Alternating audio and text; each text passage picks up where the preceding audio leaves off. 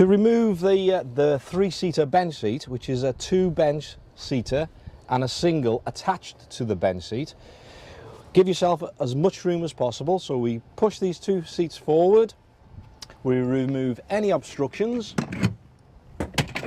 so you've got a nice clear floor there. To remove the single seat from the two-seater, we then put the backrest down. There is a handle at the base of the seat which you lift up. Seat then comes forward to here. There is two levers at the feet which you push up, and then handle there, and the seat will detach. So lift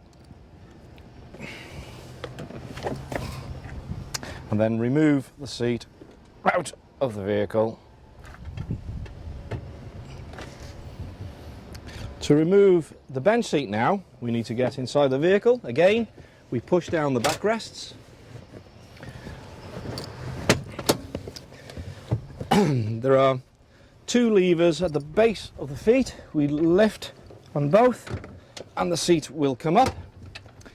There are two levers at the base of the feet. They both come up, and then when you're ready, you then need to lift the bench seat out of the vehicle, but preferably with two people. Before we put the seats back into the vehicle, it is very important to ensure that the track rods, this being the track rod, are all fully lined up in this position. To move the track rod, we need to insert a flathead screwdriver into the slot, pushing down motion and forwards, or pushing down motion backwards. Once they are fully lined up, you are now ready to put the seats into the vehicle. Once the track rods are all lined up, then gently push the seat and make sure both feet are lined up and it clicks into place.